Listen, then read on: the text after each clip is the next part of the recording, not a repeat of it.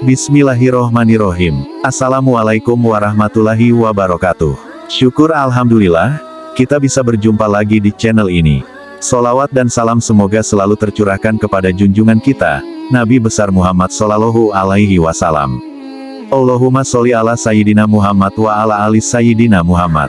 Sahabat beriman yang dirahmati Allah. Zina adalah hubungan antara laki-laki dengan perempuan tanpa adanya ikatan perkawinan yang sah dan dilakukan dengan sadar, serta tanpa adanya unsur syubhat. Secara etimologis, zina berasal dari bahasa Arab yang artinya persetubuhan di luar pernikahan. Secara umum, zina bukan hanya di saat manusia telah melakukan hubungan, akan tetapi segala aktivitas-aktivitas yang dapat merusak kehormatan manusia termasuk dikategorikan zina. Zina adalah perbuatan yang sangat tercela, dan pelakunya dikenakan sanksi yang sangat berat, baik di dunia maupun di akhirat kelak. Ada 3 macam zina yang sangat dibenci Allah. Sahabatku yang beriman, silahkan simak penjelasan video ini hingga akhir agar para sahabat bisa memahami dan dapat mencerna apa isi yang terkandung dalam video ini, dan semoga para sahabat yang sudah menyimak video ini hingga akhir, semoga Allah Subhanahu wa Ta'ala balas dengan kebaikan, dilancarkan rezekinya bertubi-tubi, diberikan kesehatan dan dimudahkan segala urusannya baik di dunia maupun di akhirat kelak. Amin ya robbal alamin. Berikut ini 3 macam zina, perbuatan yang paling dibenci oleh Allah Subhanahu wa Ta'ala. Yang pertama adalah zina muhsan. Zina muhsan adalah zina yang dilakukan oleh pria atau wanita yang wajib menjaga kehormatannya. Artinya pria atau wanita ini sudah berkeluarga atau menikah.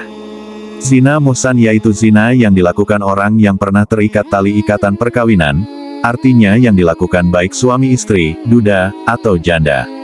Zina ini berarti seseorang telah menikah atau memiliki suami atau istri, namun tidak menjaga diri dari orang lain yang bukan mahram, atau bisa disebut perselingkuhan. Yang kedua, zina gairu muhsan. Zina gairu muhsan adalah zina yang dilakukan oleh pria atau wanita yang belum menikah.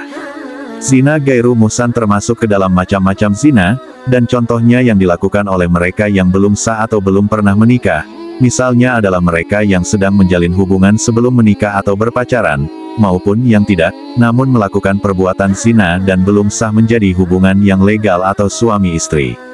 Yang ketiga, zina al-laman. Zina al-laman adalah zina yang dilakukan dengan menggunakan panca indera.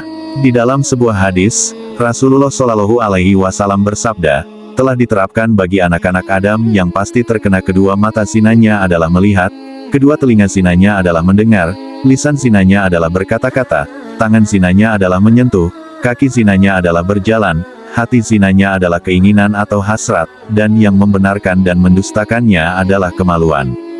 Hadits riwayat Muslim. Berikut ini 4 macam zina al-aman. Yang pertama, zina ain, adalah zina yang dilakukan oleh mata, yaitu ketika seseorang memandang lawan jenisnya dengan perasaan senang. Yang kedua, zina kolbi, adalah zina yang dilakukan oleh hati, yaitu ketika memikirkan atau menghayalkan lawan jenis dengan perasaan senang dan bahagia. Yang ketiga, zina lisan, adalah zina yang dilakukan oleh lisan atau ucapan, ketika membicarakan lawan jenis yang diikuti dengan perasaan senang. Yang keempat, zina yadin, adalah zina yang dilakukan oleh tangan, yaitu ketika dengan sengaja memegang bagian tubuh lawan jenis diikuti dengan perasaan senang dan bahagia terhadapnya. Kedua, golongan setan atau lupa pada Allah Subhanahu wa Ta'ala, yaitu golongan manusia yang menuruti hawa nafsunya, sedang mereka berkawan dengan setan dalam kehidupannya.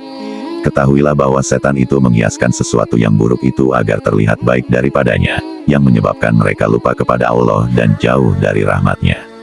Allah Subhanahu wa Ta'ala berfirman, setan telah menguasai mereka, lalu menjadikan mereka lupa mengingat Allah. Mereka itulah golongan setan. Ketahuilah bahwa sesungguhnya golongan setan itulah golongan yang merugi. Quran Surah Al-Mujadilah ayat 19. Ketiga, berburuk sangka kepada Allah. Mereka mengira bahwa Allah telah memberi mereka keburukan dan menjauhkan dari mereka kebaikan yang mereka kehendaki.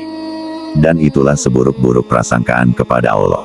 Maka ketahuilah bahwa sesungguhnya Allah senantiasa memberi kebaikan kepada sekalian manusia, bahkan kepada manusia yang tidak menyembahnya sekalipun. Allah Subhanahu wa Ta'ala berfirman, dan yang demikian itu adalah prasangkamu yang telah kamu sangka terhadap Tuhanmu.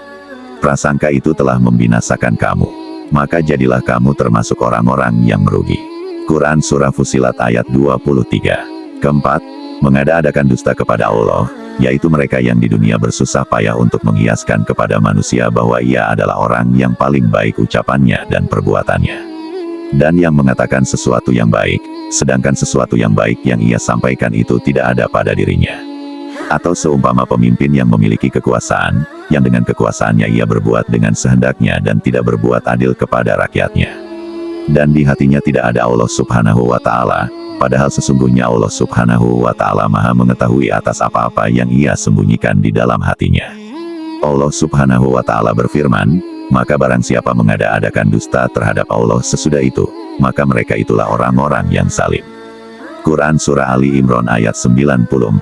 Kelima, aniaya, yaitu mereka yang tidak berlaku adil terhadap sesama yang cenderung merugikan orang lain demi keuntungan yang ia akan peroleh untuk dirinya sendiri. Allah Subhanahu wa Ta'ala berfirman, hai orang-orang yang beriman, janganlah kamu saling memakan harta sesamamu dengan jalan yang batil, kecuali dengan jalan perniagaan yang berlaku dengan suka sama suka di antara kamu. Dan janganlah kamu membunuh dirimu. Sesungguhnya Allah adalah Maha Penyayang kepadamu. Dan barang siapa berbuat demikian dengan melanggar hak dan aniaya, maka kami kelak akan memasukkannya ke dalam neraka. Yang sedemikian itu adalah mudah bagi Allah. Quran Surah An-Nisa ayat 29-30. Keenam, mentaati pemimpin yang zalim. Janganlah Anda mengikuti pemimpin yang zalim, yang tidak berlaku baik di antara sesama, dan yang menyeru untuk terjun kepada lembah kebinasaan, karena sesungguhnya ia adalah musuhmu. Maka hendaknya kita menasehatinya dan mengembalikannya kepada jalan kebenaran. Allah Subhanahu wa Ta'ala berfirman, dan sesungguhnya jika kamu sekalian mentaati manusia yang seperti kamu, niscaya bila demikian kamu benar-benar menjadi orang-orang yang merugi. Quran Surah Al-Mu'minun ayat 34. Dan yang terakhir, percaya pada kebatilan dan ingkar kepada Allah Subhanahu wa Ta'ala. Allah Subhanahu wa Ta'ala berfirman, katakanlah, cukuplah Allah menjadi saksi antara aku dan di antara kamu. Dia mengetahui apa yang di langit dan di bumi. Dan orang-orang yang percaya kepada yang batil dan ingkar kepada Allah, mereka itulah orang-orang yang merugi. Quran Surah Al-Ankabut ayat 52. Sahabat beriman yang dirahmati Allah, akibat daripada mereka yang senantiasa jauh daripada rahmat Allah, niscaya itu adalah termasuk pada golongan orang-orang ahli neraka yang telah kehilangan diri dan keluarga mereka pada hari kiamat. Wallahu a'lam bishawab.